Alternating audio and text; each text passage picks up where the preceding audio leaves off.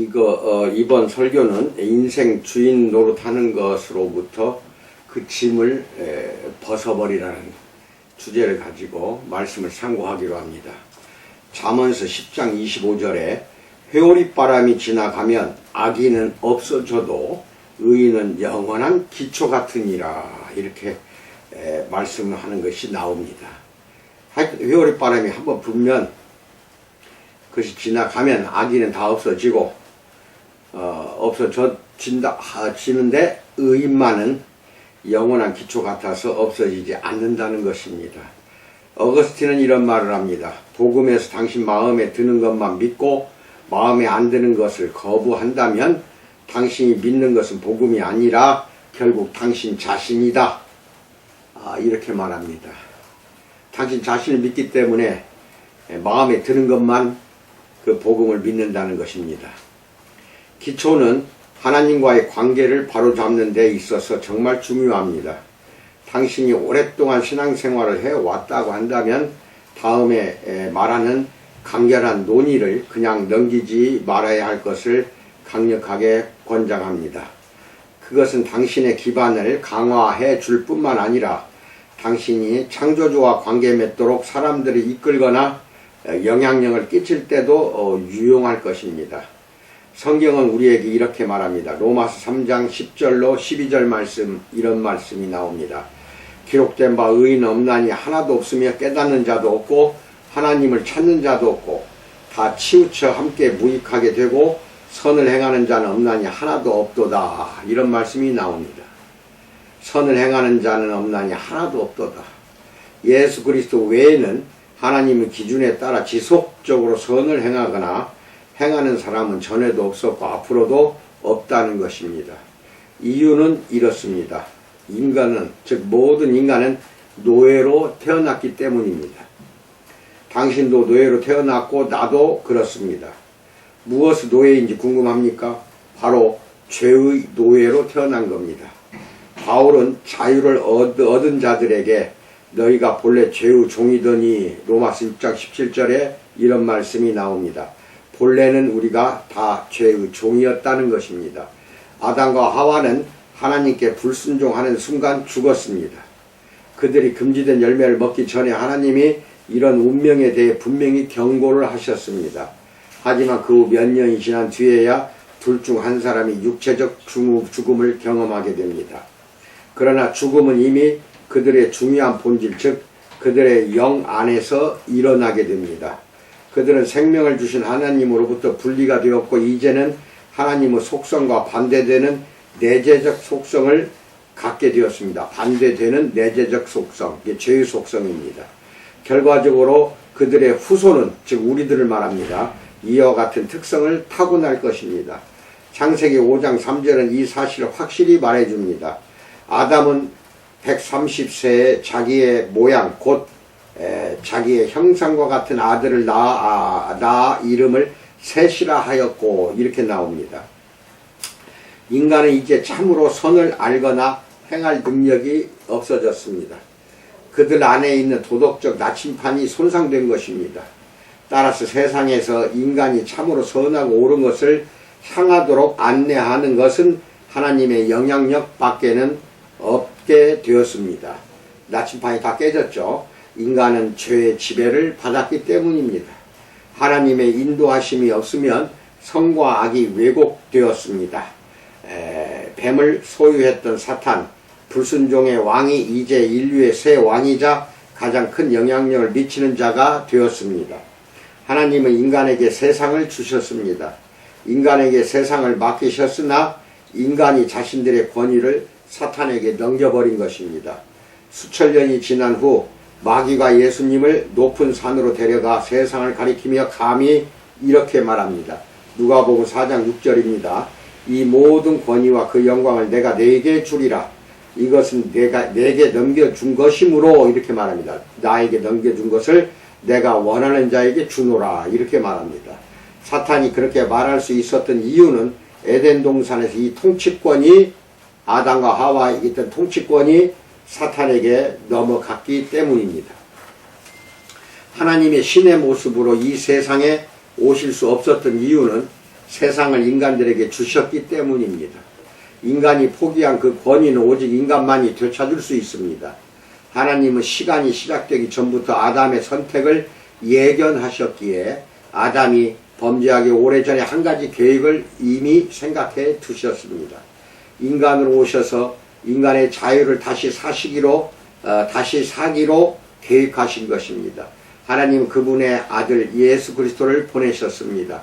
예수님은 여자에게서 나셨기 때문에 100% 인간이셨으나 성령으로 잉태되셨기 때문에 100% 하나님이셨습니다. 따라서 예수님은 노예의 저주에서 자유로우신 분입니다. 예수님은 이 땅에서 완벽한 삶을 사셨습니다.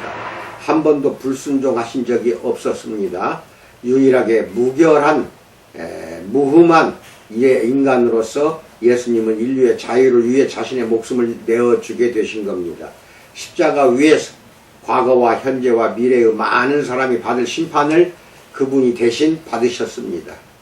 우리를 죄와 노예의 상태에서 해방시키기 위한 값으로 그분의 고결한 피를 흘리셨습니다. 예수님은 죽으시고 장사되셨습니다. 그러나 하나님 앞에서 완전한 삶을 사셨기 때문에 하나님의 영이 3일 후 그분을 죽은 자 가운데서 일으키셨습니다. 그분은 지금 다음과 같이 선포하신 전능하신 하나님 우편에 앉아 계십니다. 로마서 10장 9절로 10절입니다. 내가 만일 내 입으로 예수를 주로 시인하며 또 하나님께서 그를 죽은 자 가운데서 살리신 것을 내 마음에 믿으면 구원을 받으리라. 사람이 마음으로 믿어 의에 이르고 입으로 시인하여 구원에 이른다. 이렇게 나옵니다. 우리가 예수 그리스도를 우리 주로 영접하는 순간 놀라운 기적이 일어납니다. 우리의 죄성과 죽음이 바로 사라지고 하나님의 형상으로 창조된 새 사람이 탄생하게 됩니다. 이 새로운 탄생은 우리 몸이 아니라 영, 즉 실제 존재입니다. 영과 관련된 것입니다. 새 생명은 오로지 하나님의 은혜의 선물을 통해서 오며 결코 선한 행위에 따라오거나 우리의 공로로 얻는 것이 아닙니다. 위에 인용된 지금까지 말한 로마서 말씀은 당신이 주 예수를 시인해야 한다고 분명히 말합니다. 오늘날 교회에 널리 퍼져 있는 근본적인 결함이 여기에 있습니다. 주 또는 주님이라는 단어는 헬라어로 큐리오스라고 합니다. 큐리오스, 주인 또는 최고 권위자라는 뜻입니다. 예수를 단지 구세주로 고백하는 것만으로는 자유나 새 생명을 얻지 못합니다. 주님으로 고백하실래요? 구세주로 고백하실래요? 이것이 우리가 일반적으로 잃어버린 자들에게 호소하는 말들과 맞지 않는 강력한 주장이라는 것을 알지만 성경에 충실한 이것은 주장입니다. 성경에는 구주, 구세주라는 단어는 36번 나옵니다. 반면에 주, 주님이라는 단어는 7,800번 이상 등장합니다. 어떤 것이 우리에게는 올바른 길입니까? 다시 말합니다. 구주, 구세주라는 단어는 36번, 주, 주님이라는 단어는 7,800번 나옵니다. 하나님이 어디에 강조점을 두신다고 생각하십니까? 생각해 보세요.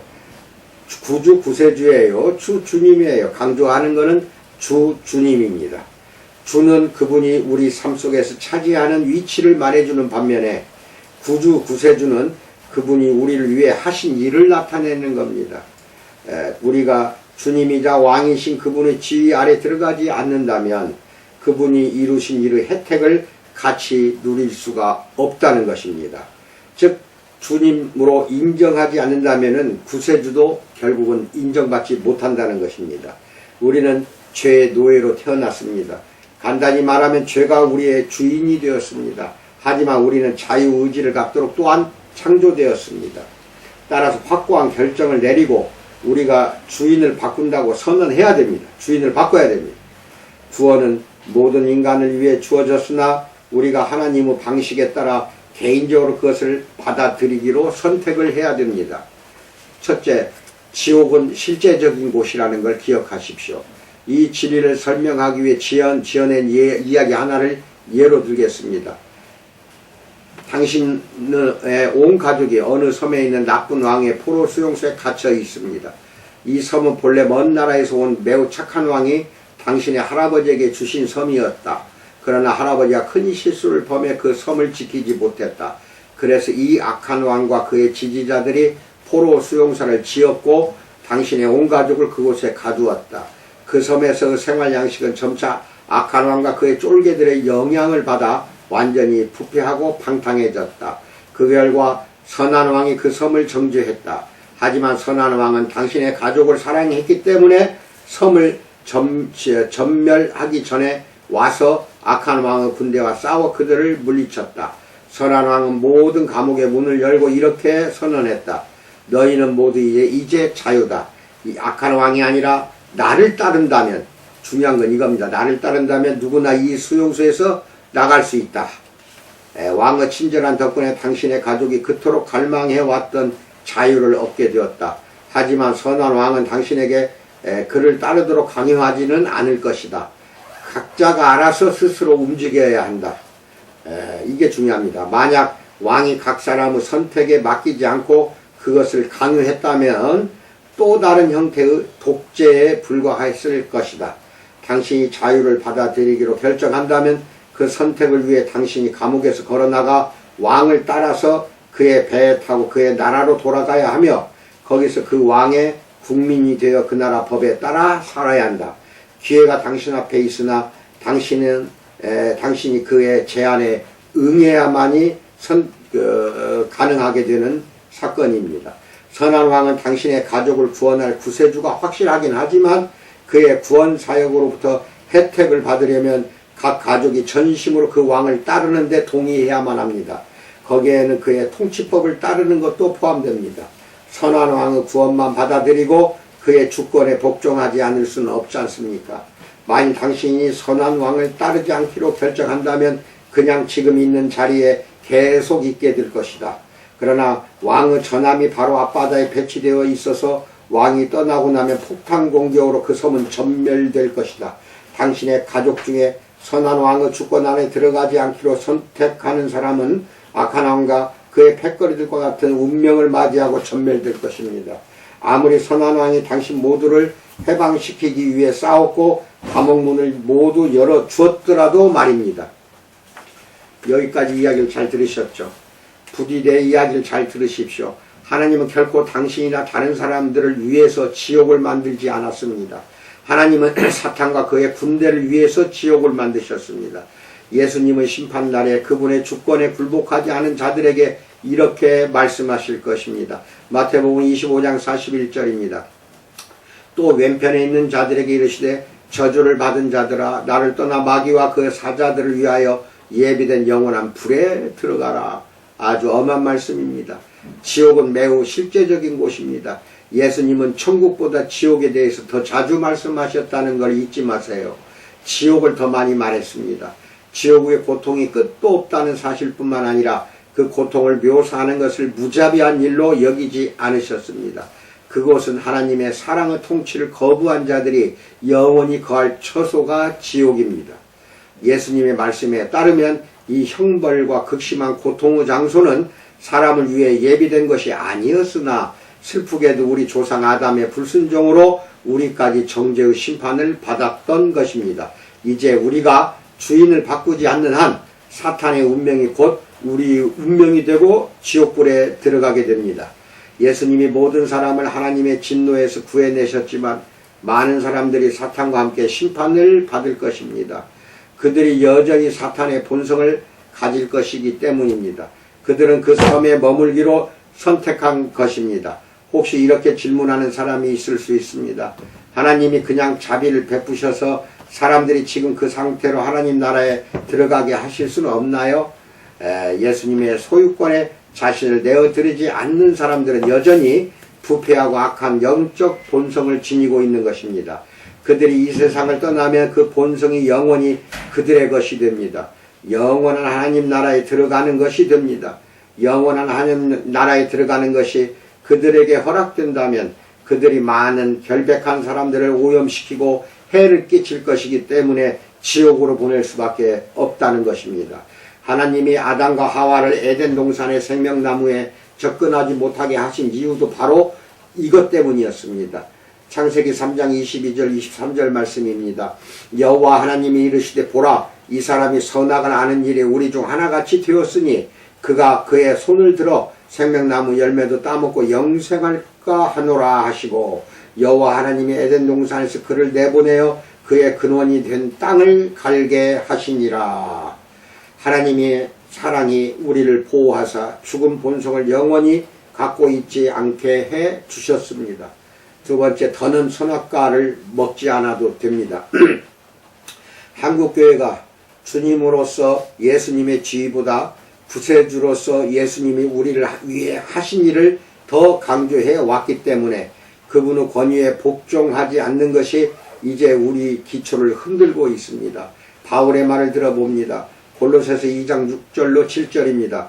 그러므로 너희가 그리스도 예수를 주로 받았으나 그 안에서 행하되 그 안에 뿌리를 박으며 세움을 받았다. 이렇게 나옵니다. 바울은 너희가 그리스도 예수를 구주로 받았으니라고 말하지 않고 너희가 예수를 주로 받았다. 이렇게 말하는 것에 각자가 명심하시기 바랍니다. 예수를 구주로 받았습니까? 주님으로 받았습니까? 성경에서는 구주로 받았다고 안 합니다. 주님으로 받았습니다. 우리 삶은 구세주로서 예수님의 사역이 아니라 그분이 하신 일이 아니라 예수님의 주 되심, 그 자격에 복종하고 그 위에 세워져야 합니다. 다른 말로 하면 우리가 가장 높고 유일한 우리 왕께 복종하면 그분의 구원으로 인한 혜택을 누리게 된다는 것입니다. 이것은 우리가 그렇게 할 이유를 알든 모르든 간에 주의 말씀과 지혜, 충고, 명령, 훈련, 가르침을 굳게 지킴으로써 실제적으로 이루어지는 것입니다. 우리는 옳고 그름을 스스로 판단하는 나무의 열매를 더 이상 먹지 않습니다. 우리는 하나님 안에 살고 있으며 그분의 생명이 곧 우리의 생명이 된 것입니다. 예수님과 우리의 관계도 이와 비슷합니다. 예수님의 구원을 받으려면 우리가 그분의 주권이나 소유권, 통치에 복종해야 합니다. 우리는 그분의 완벽한 리더십과 성품과 사랑에 대한 확신이 있고 또 그분이 무엇이 최선인지를 알고 계신다고 확신하기 때문에 우리 삶을 온전히 드리는 것입니다. 하나님은 정말로 우리에게 자유를 주기 원하시며 우리를 온전히 사랑하시지만 그분은 만왕의 왕이요 만주의 주이시며 가장 높은 자리가 아니면 우리 삶 속에 들어오지 않으실 것입니다. 한국을 비롯한 많은 미국과 서양 국가의 교회에서 사역자들이 구도자들에게 하나님의 주되심을 언급하지 않은 채 구원을 받으라고만 외치는 것을 나는 너무나 많이 보아왔습니다. 당신이 예수님을 구주로 고백하기만 하면 하나님의 자녀가 될 것입니다 라거나 오늘 예수님을 당신의 구주로 영접하겠습니까? 라고만 물어봅니다. 그러고는 뭐라고 합니까? 다같이 기도를 드립시다. 예수님, 오늘 제 마음속에 들어오셔서 저를 구원해 주옵소서. 저를 하나님의 자녀로 삼아 주셔서 감사합니다. 아멘 하고 말합니다. 주님을 따르기 위해 세상의 체계와 자신의 독립적인 길을 포기하는 것에 대해서는 한마디도 하지 않고 하나님의 가족이 되라고만 말합니다. 이 메시지는 좋아 보이고 성경의 일부 성경 구절과 연관이 있기도 합니다. 하지만 그것이 신약 성경의 전반적인 가르침과 일치합니까? 대답해 보세요. 일치합니까? 그것이 하나님의 지혜입니까? 아니면 우리가 참된 구원의 메시지를 요약하고 편집하여 구도자의 마음에 들게 만든 것입니까? 혹시 우리는 스스로 판단하는 나무의 열매를 먹고 있는 거 아닙니까? 선악과를 스스로 우리는 따먹고 있다는 거 피할 길이 없습니다. 세 번째, 두 주인을 섬길 수 없다는 것입니다. 우리 주님의 메시지를 살펴봅시다. 예수님은 수많은 사람들에게 이미 그것을 명확하게 말씀해 주셨던 것입니다. 마가복음 8장 34절 35절 말씀, 무리와 제자들을 불러 이르시되 누구든지 나를 따라오려거든 자기를 부인하고 자기 십자가를 지고 나를 따를 것이니라. 누구든지 자기 목숨을 구원하고자 하면 잃을 것이요 누구든지 나와 복음을 위하여 자기 목숨을 잃으면 구원하리라. 예수님을 따르려면 우리 자신을 먼저 부인해야 합니다. 더 이상 말이 필요 없습니다. 간단히 말하자면 두 주인을 섬길 수 없다는 것입니다.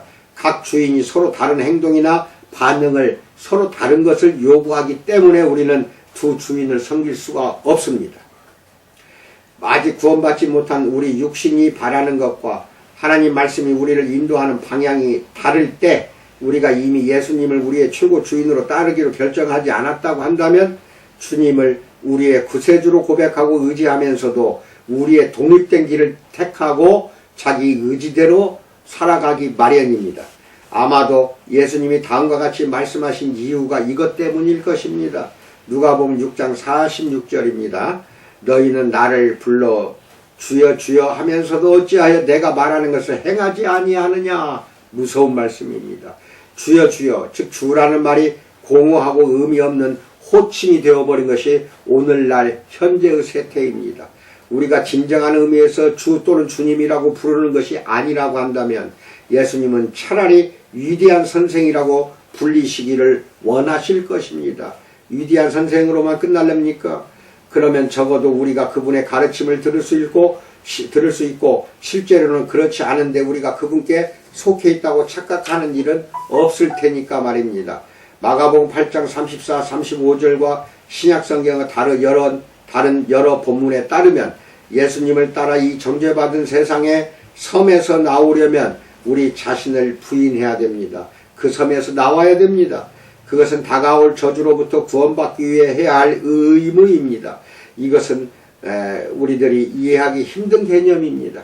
우리가 민주주의 사고방식으로 하나님 나라의 원리를 이해하려고 하니까 그렇습니다.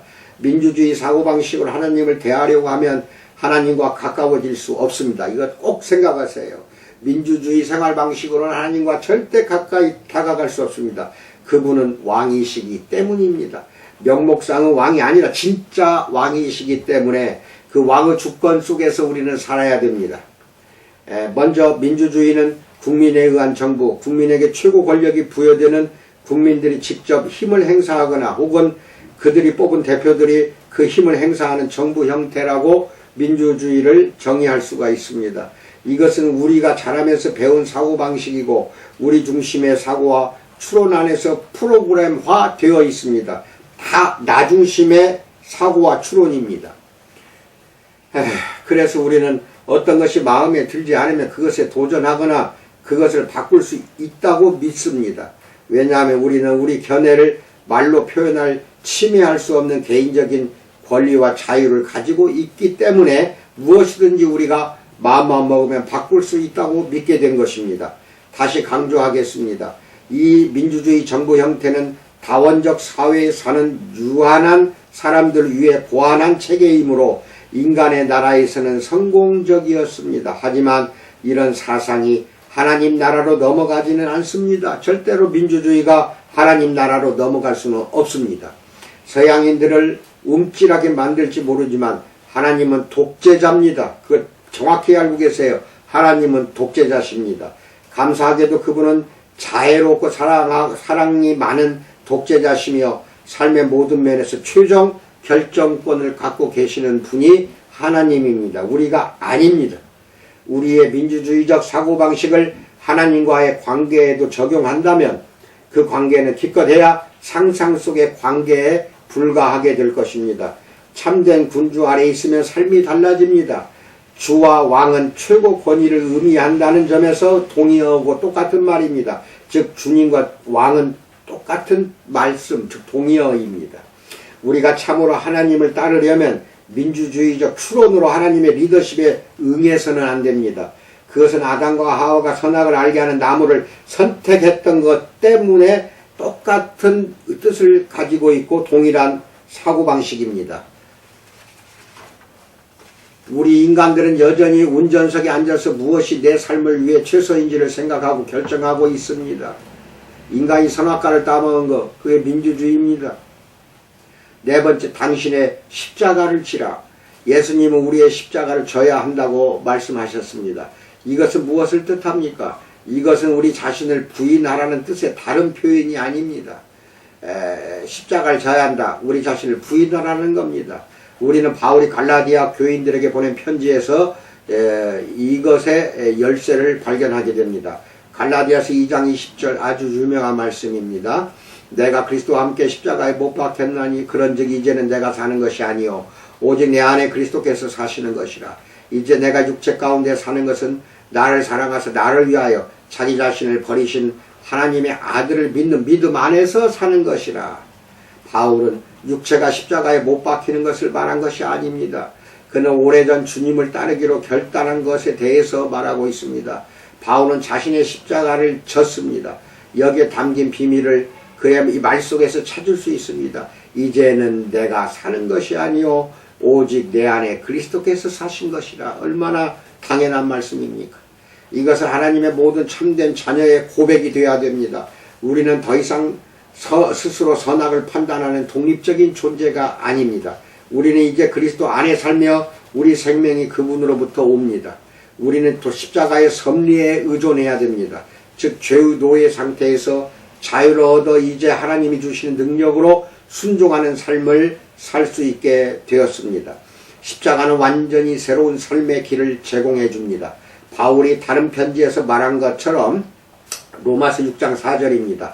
아버지의 영광으로 말미암아 그리스도를 죽은 자 가운데서 살리신 같이 우리로 또한 새 생명 가운데서 행하게 하려 함이라.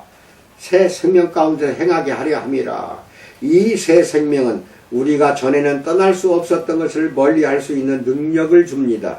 우리에 대한 죄의 압제가 꺾여졌지만 그래도 우리는 하나님의 뜻에 온전히 순종하기로 선택해야만 합니다. 바울은 계속 이것을 실제적으로 설명하는데요. 갈라디아서 5장 24절 말씀입니다. 그리스도 예수의 사람들은 육체와 함께 그 정욕과 탐심을 십자가에 못 박았느니라. 그리고 다시 6장 14절에서 그러나 내게는 우리 주 예수 그리스도의 십자가 외에 결코 자랑할 것이 없으니 그리스도로 말미암아 세상이 나를 대하여 십자가에 못 박히고 내가 또한 세상을 대하여 그러하니라 라고 합니다. 십자가는 우리에게 죄악된 육체와 세상의 강한 영향력으로부터 벗어날 수 있는 능력을 부여해 줍니다. 예수를 만나기 전 우리의 삶 속에는 우리가 고칠 수 없는 행동들이 있었습니다. 반복해서 상처를 주고 교만하고 음탕한 행동들을 저지른 다음 후회했지만 스스로 벗어나려고 애쓸수록 더 좌절감만 커졌습니다. 나는 속수무책으로 죄의 지배를 받고 있었습니다. 하지만 내가 그리스도와 함께 십자가에 못 박히고 나자 자유로운 삶을 살 수 있었다고 어느 목사가 고백합니다.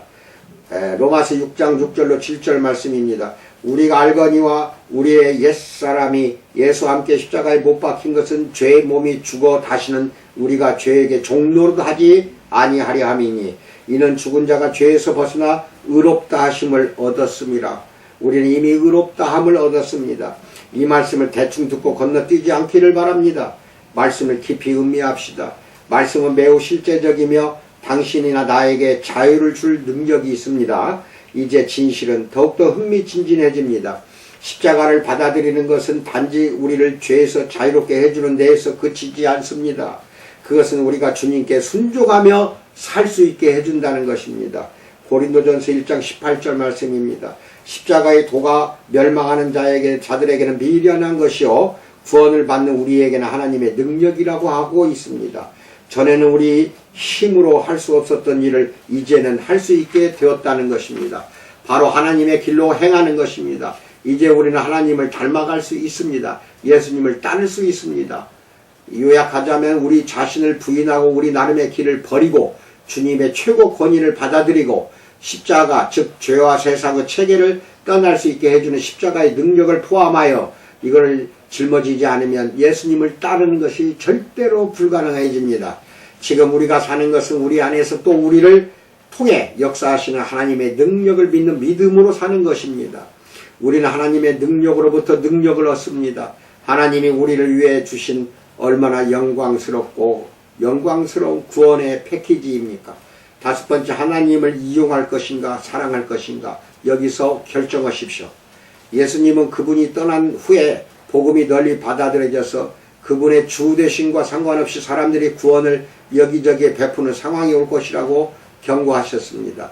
사도들은 더 구체적으로 예수님의 재림의 때가 더 가까워질 때, 즉 우리 시대에 그런 일이 일어날 것이라고 말합니다. 이 널리 퍼진 이단의 메시지는 주님이라는 말을 예수님의 사람들의 삶 속에서 차지하고 계신 지위가 아니라 단지 하나의 칭호로 축소할 것입니다. 사람들은 그분을 주라고 부르지만 자신을 부인하고 십자가를 지며 주님을 따르지는 않습니다. 주님이라고 하면서 따르질 않아요. 다음 예수님의 말씀을 다시 잘 읽어봅시다. 마태복음 7장 21절 말씀. 나더러 주여 주여 하는 자마다 다 천국에 들어갈 것이 아니요 다만 하늘에 계신 내 아버지의 뜻대로 행하는 자라야 들어가리라고 말합니다. 예수님은 그분을 모하메드 공자 부처 또는 우리 시대의 다른 거짓 선지자라고 하지 않고 주님이라고 선언하는 사람들만 찾으십니다. 이들은 예수 그리스도를 그들의 주로 모시며 열정적으로 주님을 부를 것입니다. 왜 예수님은 이 구절에서 주라는 단어를 두 번이나 사용하셨을까요? 마태복음 7장 21절 주여 주여 두 번 사용합니다. 이 경우에 중복은 단지 강조하기 위한 것만이 아니라 감정의 격렬함을 보여주기 위한 것입니다. 예를 들면 구약 성경에서 다윗 왕의 아들 압살롬이 요압의 군대에 의해 처형당했다는 소식이 전해졌을 때 다윗의 반응은 감정적으로 매우 격렬했습니다. 사무엘하 19장 4절입니다. 왕이 그의 얼굴을 가리고 큰 소리로 부르되 내 아들 압살롬아 압살롬아 내 아들아 내 아들아 하니 나는 다윗이 실제로 내 아들아 라는 말을 딱 두 번 했을 것이라고 생각하지 않습니다. 다윗의 슬픈 울부짖음이 얼마나 크고 격렬했는지를 독자에게 이해시키려고 저자가 그 단어를 두 번만 반복했을 뿐이지 10번 이상도 했다고 믿어야 됩니다. 동일한 형태가 요한계시록에도 나타납니다. 계시록 8장 13절에 내가 또 보고 들으니 공중에 날아가는 독소리가 큰 소리로 이르되 땅에 사는 자들에게 화가 있으리니 화를 3번 이야기합니다. 다른 번역본에서는 천사가 큰 소리로 울고 있었다고 나옵니다. 큰 소리로 울고 있었다고. 다시 말하지만 저자가 화라는 단어를 반복해서 말하는 것은 감정의 격렬함을 강조하기 위함입니다. 마찬가지로 주님은 자신에 대한 이 사람들의 강한 감정을 전달하고 계신 것입니다. 그들은 단지 예수 그리스도가 하나님의 아들이라는 가르침에 동의할 뿐만 아니라 감정적으로 몰입해 있고 신앙의 열정도 있습니다. 우리는 지금 자신이 그리스도인이라는 사실에 굉장히 들떠있는 사람들, 자신의 믿음에 대해 말할 때 감정이 격해지고 예배 중에 눈물을 흘리는 사람들에 대해 이야기하고 있는 것입니다. 그들은 그리스도의 대의에 깊이 통감할 뿐만 아니라 그분을 섬기는 일에도 관여하고 있습니다.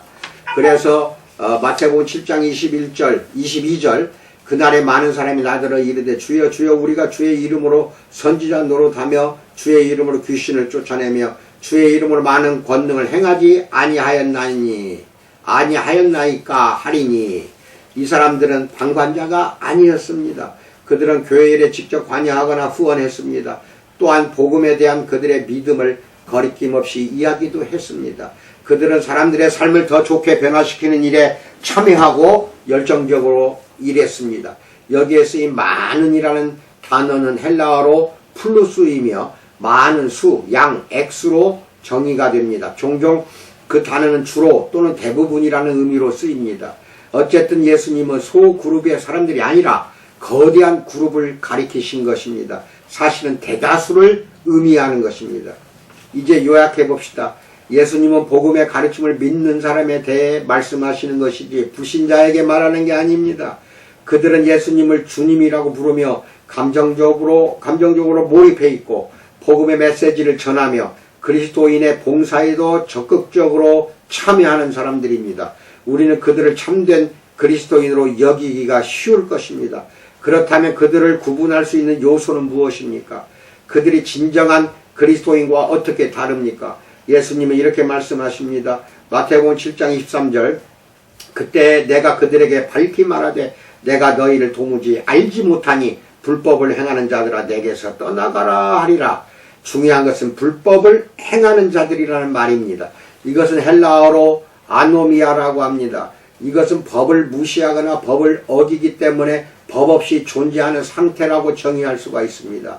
또는 실제로 하나님의 도의나 자기 안에 내재된 도덕적 원칙을 어기는 행위들이라고 나타낼 수 있습니다. 간단히 말하면 불법을 행하는 자들은 하나님 말씀의 권위에 따르지 않는 자들입니다. 이들은 어쩌다 한 번씩 발을 헛디디는 것이 아닙니다. 그것보다는 습관적으로 하나님의 말씀을 무시하거나 소홀히 하거나 불순종합니다. 정말로 그들이 은혜로 구원을 받았다면 죄를 범하는 생각을 경멸할 뿐만 아니라 반복적인 죄에서 떠나기로 결단했을 것입니다. 그들의 육체를 욕정과 욕망과 함께 십자가에 못 박히고 경건한 성품과 열매를 맺는 삶을 추구했을 것입니다. 예수님이 어느 날 그들에게 내가 너희를 도무지 알지 못하니 라고 말씀하실 것을 생각하면 등골이 오싹합니다.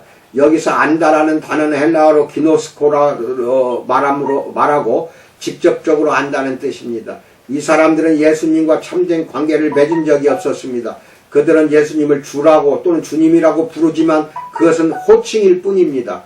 그들은 예수님이 말씀하신 것을 행하지 않았기 때문입니다. 어떤 사람이 참으로 예수님과 관계를 맺고 있었다는 것의 증거는 그가 하나님의 말씀을 지키는 것으로서 나타납니다. 요한일서 2장 3, 4절 우리가 그의 계명을 지키면 이로써 우리가 그를 아는 줄을 알 것이요 그를 아노라 하고 그의 계명을 지키지 아니하는 자는 거짓말하는 자요 진리가 그 속에 있지 아니한다고 합니다.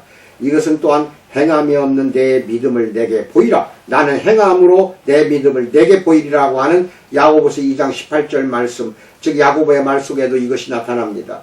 그리고 이 말들은 예수님이 이 이야기를 시작할 때 하신 말씀, 그들의 열매로 그들을 알리라. 무서운 말씀입니다. 마태복음 7장 20절 말씀입니다. 완벽하게 일치합니다. 여기서 예수님이 말씀하시는 열매는 그리스도인으로서 하는 봉사나 메시지를 전하는 일, 교회에 출석하는 게 아닙니다. 그것이 아닙니다. 천국에서 외면당하는 자들도 이런 자질을 다 갖추고 있어요. 틴켈러 목사는 예수님의 이 말씀에 대해 다음과 같이 말합니다. 이것은 매우 예리한 사실을 말하고 있다. 이 사람들에게는 지적으로 자극이 되는 신앙과 감정적으로 만족을 주는 신앙, 사회적으로 구원하는 신앙이 있다. 우리는 모두 그것을 원한다.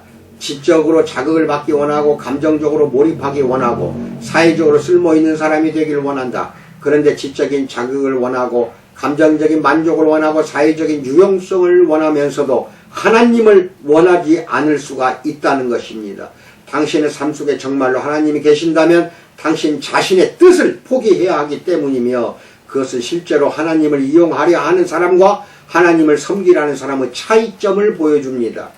자, 잘 알고 계시겠죠? 하나님을 이용하는 것은 우리가 그분으로부터 원하는 것을 얻기 위해 그분을 찾는 것이 바로 이용하는 것입니다. 내가 원하는 것을 얻기 위해 그때만 하나님을 찾는 것입니다.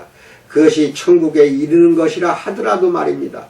반면에 하나님을 섬기는 것은 전적으로 하나님을 향한 사랑이 동기가 되어 행하는 것입니다. 행동으로 해야 됩니다.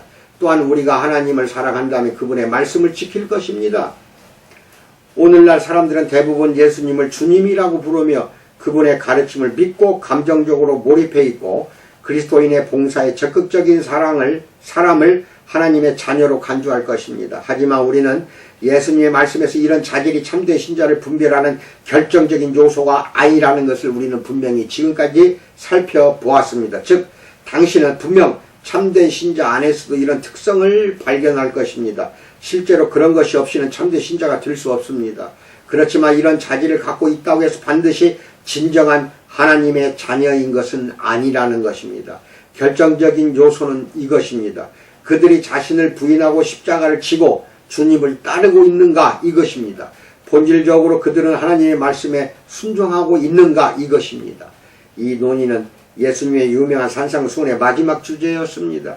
예수님은 그분의 놀라운 말씀을 다음과 같이 마무리합니다. 마태복음 7장 24에서 27절 말씀, 그러므로 누구든지 나의 이 말을 듣고 행하는 자는 그 집을 반석 위에 지은 지혜로운 사람 같으리니 비가 내리고 창수가 나고 바람이 불어 그 집에 부딪히되 무너지지 아니하나니 이는 주초를 반석 위에 놓은 까닭이요 나의 이 말을 듣고 행하지 아니하는 자는 그 집을 모래 위에 지은 어리석은 사람 같으리니 비가 내리고 창수가 나고 바람이 불어 그 집에 부딪힘에 무너져 그 무너짐이 심하니라 이 말씀입니다.